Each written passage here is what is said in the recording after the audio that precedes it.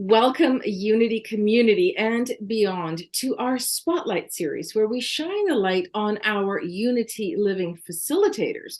So you, our Unity community, and the general populace at large can get a feel for what they're all about, both as individuals and what their unique approach to doing the Unity Living work is.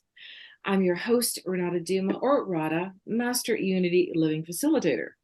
And we are here today with another Master Facilitator who hails from and lives in Switzerland. The dearest, sweetest lady ever, Nicole Wittauer. I'm absolutely delighted to be doing this interview with Nicole, as I've already had a wonderful conversation with her, and I'm fascinated with her both as a human being and Unity Living Facilitator, and as the prolific, deeply spiritual, and talented artist she is. So without further ado, please join me in welcoming Nicole, not only to Spotlight, but also to our Unity Living community at large. Nicole, a great heartfelt welcome to you. How are you doing today? I'm doing well. Thank you, Renata. How are you? I'm great. Is there as much snow where you are as there is here? Not right now, but this weekend I did drive over the mountain. We had a bit of snow, so it's on its way. It's on its way. Well, I have some. We had a bit of a snow squall the other night. So uh if you want some, I can send you some. It's we have it here. We have it here. So, Nicole, how did you get involved to begin with? I like to always ask every facilitator, how did you get involved with the Unity Living work to begin with? And how did your path to becoming a master facilitator evolve? So hang Renata, I'm not a master yet. I'm a level two. So, Oh, well, you know what? I but I guess think you are. I it's the guess you are. sign because I've been thinking I should get my master's. So, you know what? I think it's a sign from the universe, because there's a couple of other facilitators that just went up a level, and I've just done an interview with them. So, you know what? I'm not redoing your interview. So, why don't we just call you a master facilitator? I think I'm just going to have to become a master very No, soon. the universe has spoken, Nicole. So, away with. Don't you Well, love it's it been how on my that? mind. It's been on my mind. Well, there you go. Isn't that what it's just like the last time we scheduled to do our interview, and both of us had something pop up, and it was just hilarious because, like, oh, well, I guess that wasn't the time, right? So I Yeah. guess today's the day to talk about your master facilitatorship, right? So I'm ready. I'm ready. okay, well, there you go. Hazel, over to you. No, just oh my gosh. So go ahead. How did it So, all start? yeah, so how to start? I guess it's a few years ago, I think it was 2018, I connected with the spiritual world, as we want to say, by chance, and we know it's never by chance, but just because there was somebody in my vicinity that was on that path. And I started going to retreats and, shamanic retreats and discovering this whole spiritual world, which I found absolutely fascinating. And there were simply people in that community who had the bubble, who were talking about the bubble.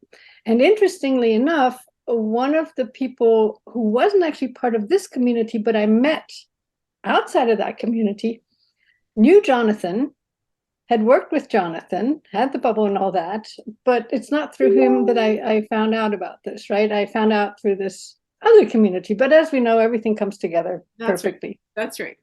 And so they were talking about the bubble, and it's funny, it's how, sometimes we hear about something and we're not drawn to it because we don't know what it is, and it's Mhm. just sort of floating around.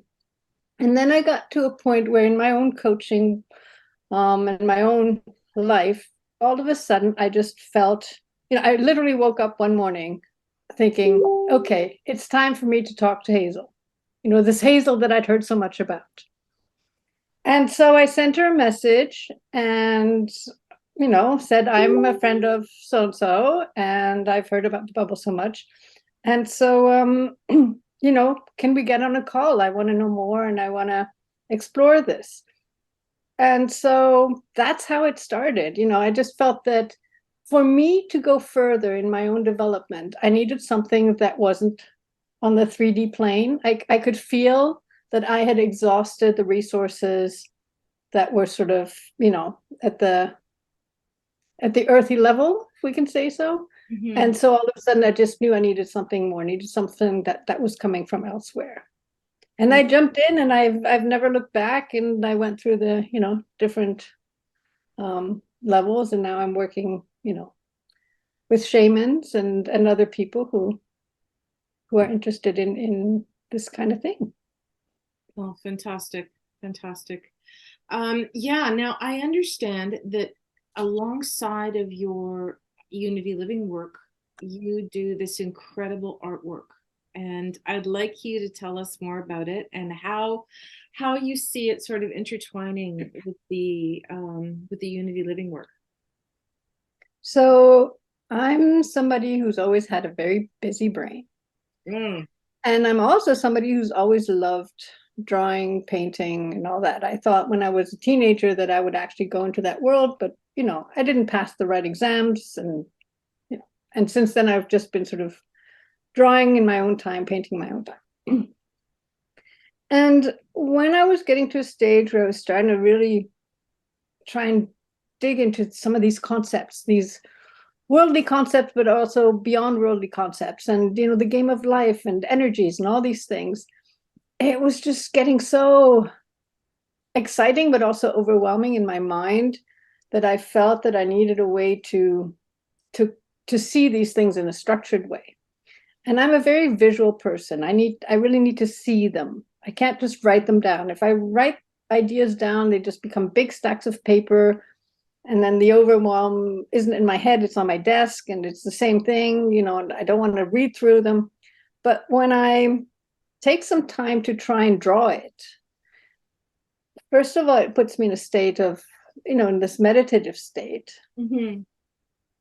And then it brings clarity to what I'm trying to do, because I really take my time and I'm trying to make it pretty and I'm trying to understand what I'm doing. And I noticed, over the years, that I was connecting something to something else than just my conscious mind. I was first thinking I'm connecting to my subconscious mind, and then it felt like maybe it was my higher self, maybe it's global consciousness, maybe it's something else. Very difficult to say what it is, but it was like, I could have these conversations, but the conversations were taking place on my piece of paper. And so I realized, for me, it was like I was going on a journey somewhere, Mm. and I was coming back with a postcard. Mm. And then I could look at that postcard, and on that postcard, I would find all sorts of information that, weren't always obvious in the beginning. You know how these messages come, Yeah, these symbols show up. for sure. Like on a photograph, you buy a postcard and you see the main thing, and then you look at it again, you say, oh, what's that in the background? I hadn't noticed that, and I hadn't noticed that. So this is how my drawings speak to me. And Mm. so I did that for a long time for myself, and I started integrating that with my clients, and I see that it works really well. So now we do things, around just finding their way back home, finding their way to alignment through drawing, through exploring aspects of their identity, and just, connecting to what might be sabotage, what might be, getting in the way, but also the resources, the treasures, these hidden gems that they have, but that they don't always see. And we just explore through drawing. So Wow, I love that's amazing. that. Yeah. Yeah, no, that makes a lot of sense. And do you know now, do you have a better sense of, after doing it for such a long time now, do you have a better sense of who exactly you're connecting with? Or do you think that you're channeling? Do you think that it's an aspect of your higher self? Do you think that it's all of the above? What do you feel? I I think it depends a lot on my state in the moment and my intention, because like everything, it all depends on the intention and the focus of my attention, right? So there's a process to it, and there's a process to go deeper and deeper as well. And so, you know, sometimes I get answers that are so out of left field that, it seems kind of unlikely that it would be just my subconscious mind, but it's hard to say. I can't tell. It's and it doesn't really matter in a way, right? It's just but maybe I should, maybe I should ask who's talking, right? Maybe I should actually ask that question. Sure, why That would be not? an interesting yeah, I've never thought of that, to actually ask, who am I talking to? Yeah, absolutely. Actually, it was funny when before I met Jonathan, I mean, I was always able to channel, but I kind of turned it off because it was scary. It was Mm. just scary, and I could feel like entities trying to jump in, and I didn't know how to manage it. So I kind of just went to the universe and no, turn it off. No, no, not having it. And then slowly, I guess I felt a little bit more confident. Or anyway, there was one particular time I remember I had a really overwhelming sense that I had to sit down and start writing. So I'm kind of taking this to another level with automatic writing. We'll go there in a second, but um, and I was writing away, and I did ask. I said, "Who are you?" Right?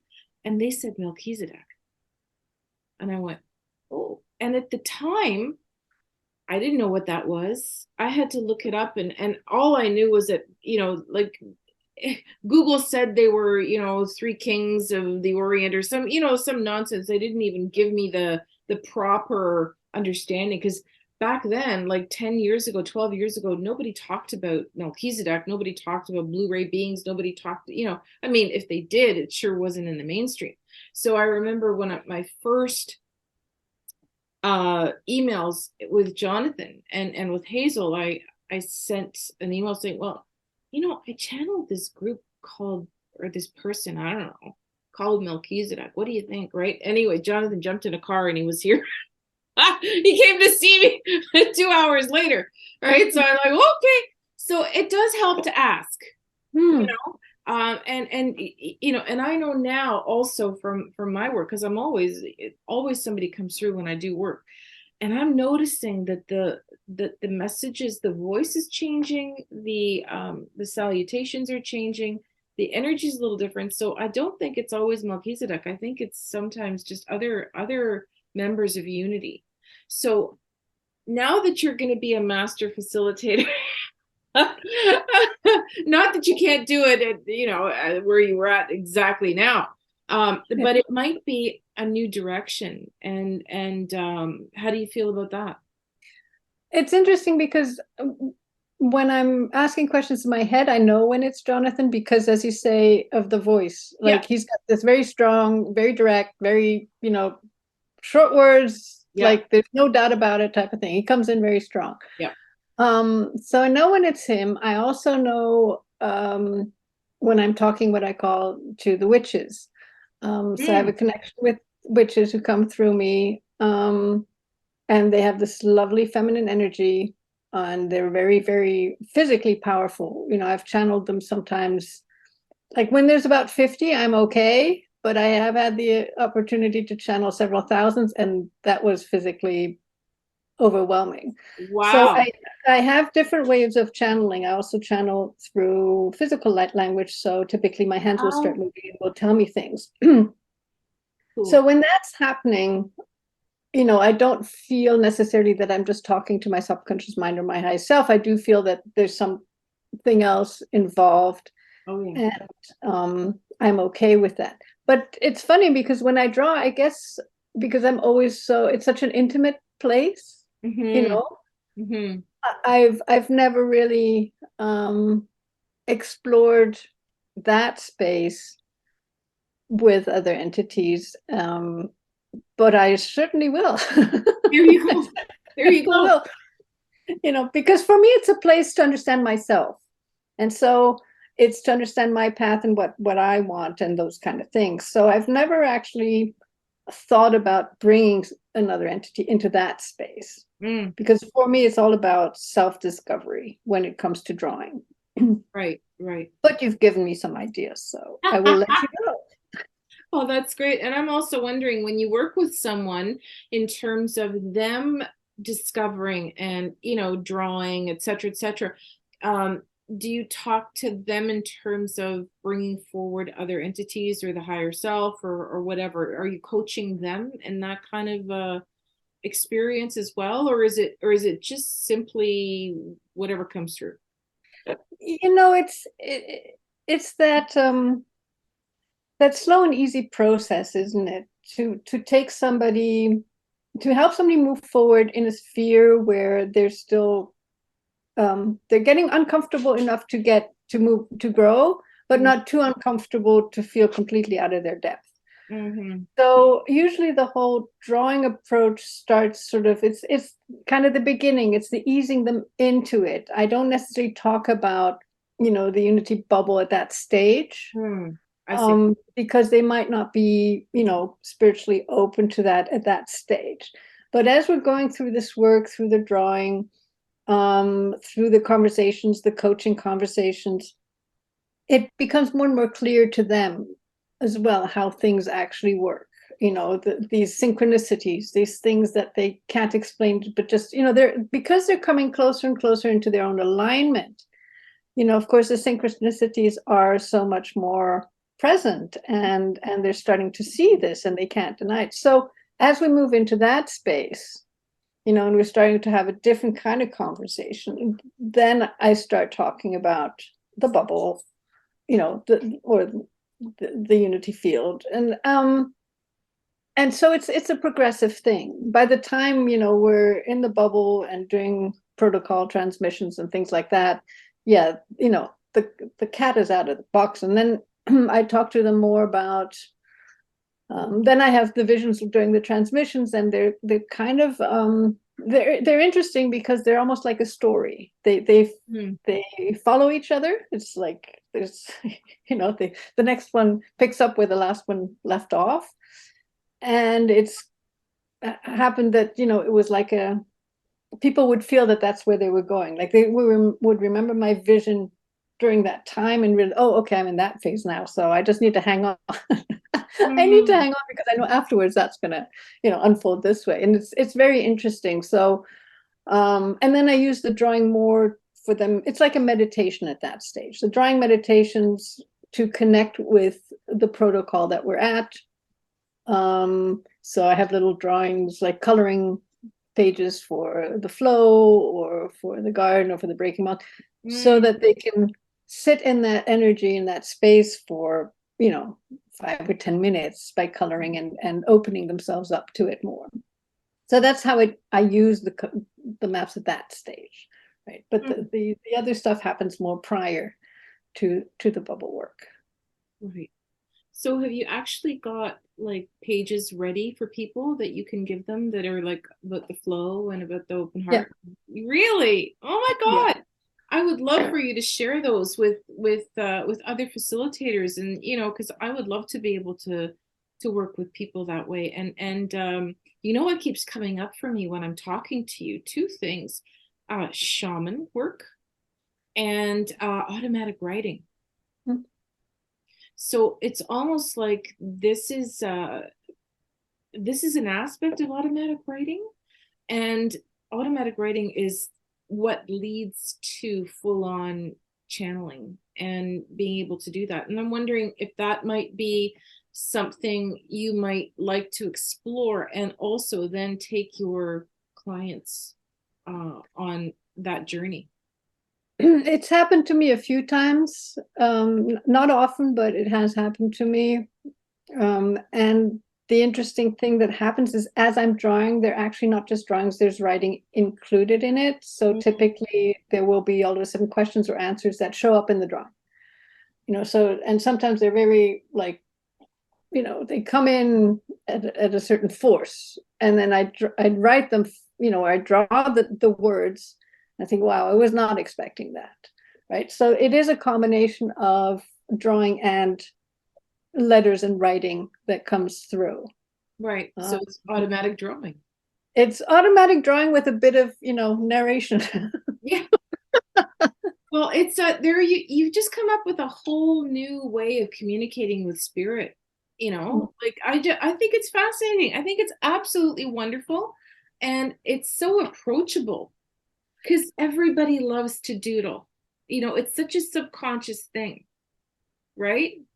Yeah. What I find amazing about this is, I find meditating quite hard because I have a busy mind. And a lot of people I know say I can't meditate because I sit there, I don't do anything, and then my mind just goes completely berserk, right? And you're kind of trying to provoke the opposite. Yeah. And I said, but there are many ways of meditating, and meditation doesn't mean necessarily sitting down and trying to. It can be walking, it can be this or that. It can be gardening, and I find drawing is actually a really quick and easy way to get yourself into that sort of hypnotic state.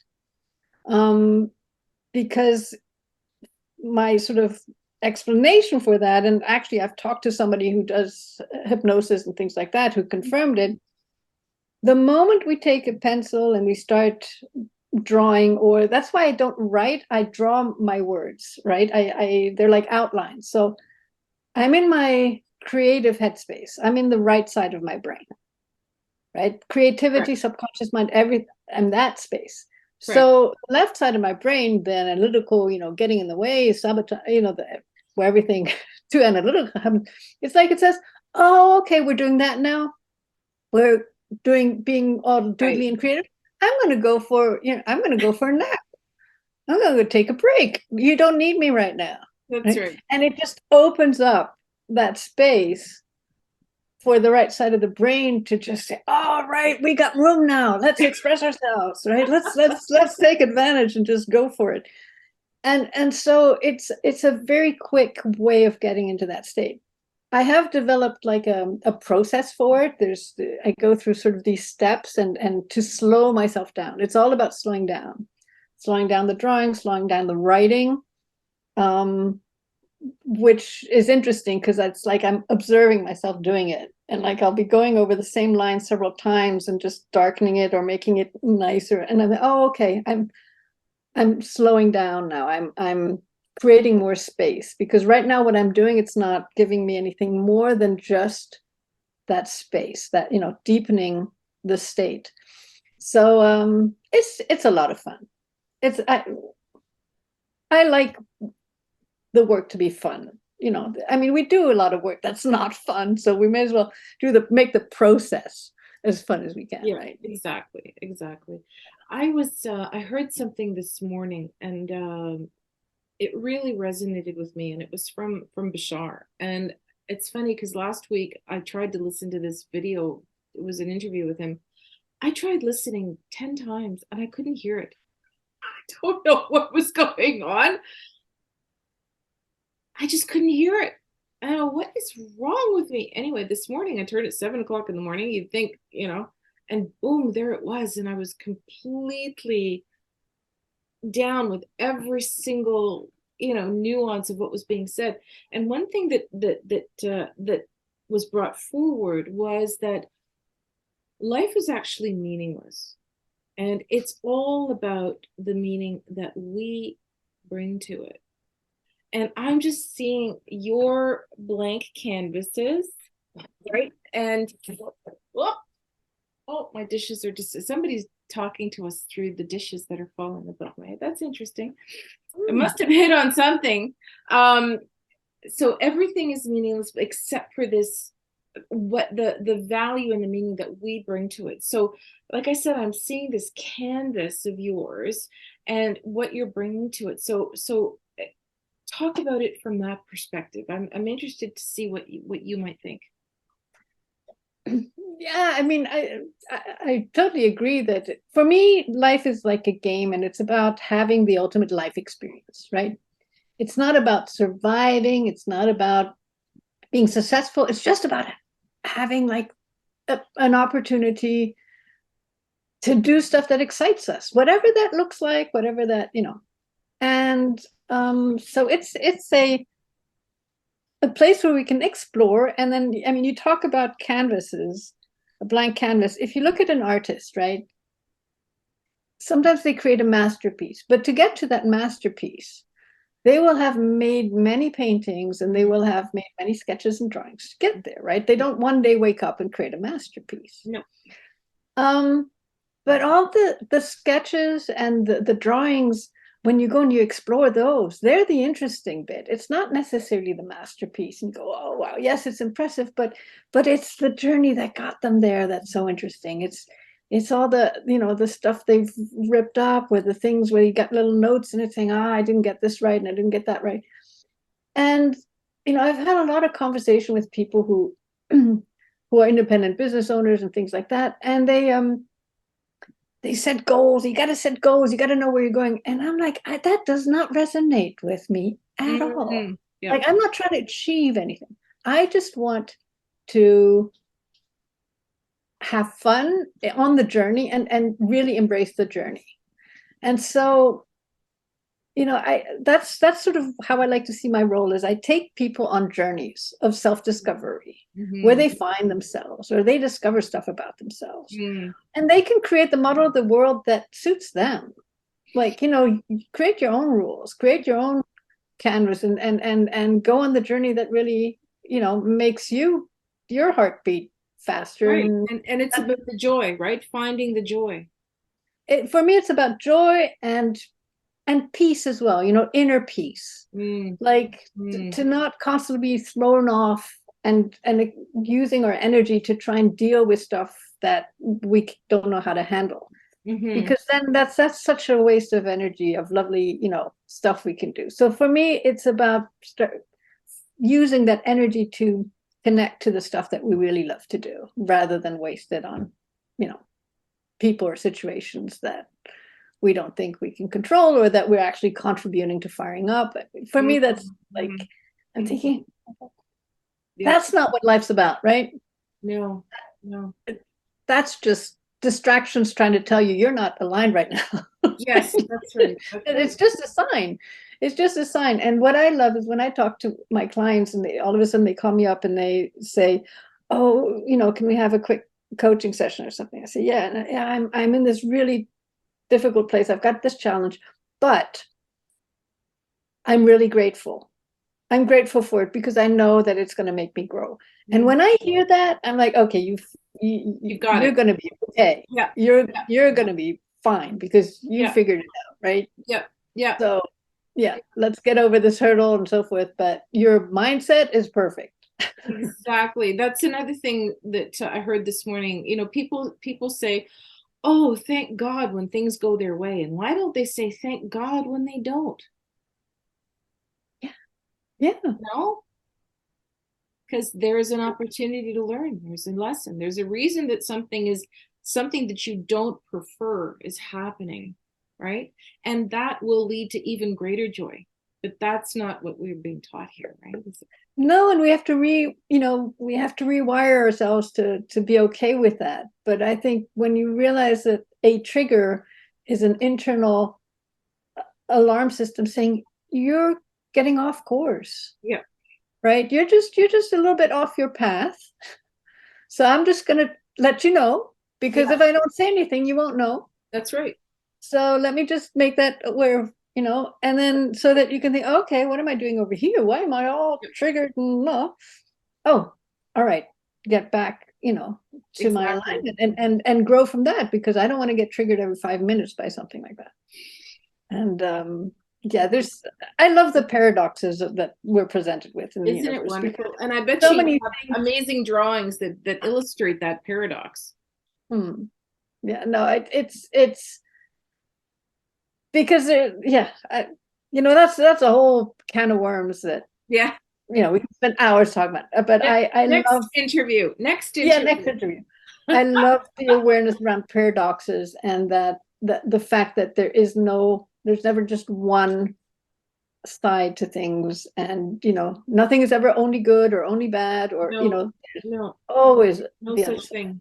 No such thing. And at the end of the day, then it becomes a choice, right? It's what do you want to do with it? Yeah. Positive is expansive. Negative is contracting. It's not about good or bad. Yeah. That's another paradigm that we need to throw out with the trash, I think, you know. Yeah, the analytical mind that needs to make an assessment. Yes. You know, Yeah. oh, I need to know, is this good or bad? Well, it just is, Yeah. right? It Yeah. is. And Yeah. it can either be useful or not, depending on what Exactly. you do with it. But Exactly. that's the Exactly. extent. Yeah. Exactly. Well, Nicole, we could talk and talk and talk, and I have a feeling there's going to be more interviews coming up. I think we're definitely doing one after you officially get your. But I am a level 2, so So, you do have a book coming out, though. Would you I let do have. people know? Okay, go ahead. So I have a book coming out which is called Stumbling Upon Myself, and it's all about these drawings that I created that I was trying to create for other people, and then realized that there were too many messages for myself in there, Mm, that I just had to show it from my perspective, and showing that things keep showing up in these drawings that are just messages. And then I mm, tell some stories along with it, some of my own stories. mm, I am working on these images for the bubble. So the idea is at some point to create a mm. little bubble workbook that's made of drawings in the future. And yeah, I've got loads of book ideas. I've got a whole list. So, but I'm trying to stick to this first one, and I hope that it will be out in normally in January. Fantastic, fantastic. Well, if there's a place where people can connect with that, we'll put that up under the interview so people can connect with. Well, they can always connect with you through our Unity Living website. So if you go to find a facilitator, you will find Nicole there and all of her contact information. So if anyone out there is interested in Nicole Wittauer's Stumbling Upon Myself, due out in January, they will know how to reach out to you. That's amazing. Well, thank you so much. This was so lovely. And like I said, I think there's going to be a few more interviews coming down. I feel like I could talk to you for hours, and it's just been an absolute delight. And I am sure that anyone that is contemplating working with you would definitely have an amazing time, and through this beautiful creative process that you offer along with the Unity work, discover amazing aspects of themselves and get more and more in alignment. I Thank certainly you so yeah. much. Thank you. It's been lovely. It's been lovely talking to you, and I feel so, grateful and just to be in this space, and yeah, and stumbling upon the Unity bubble. Yes, well, we're very happy you stumbled upon it too. I stumble a lot. That's good. It's a good thing. It's a good thing. Stumbling has gotten a really bad rap in this world. Yeah, but I love it. I love stumbling onto things. Excellent. So here's to stumbling onto this interview and more to come. And I look forward to each and every one of them. Thank you so much. And I really look forward to the next one, Nicole. All the Thank you very, so very much, best to you, and Renata. all the very best with the book. And I wish you great success, continued great success. Thank you so much, Renata. It's been Okay. lovely.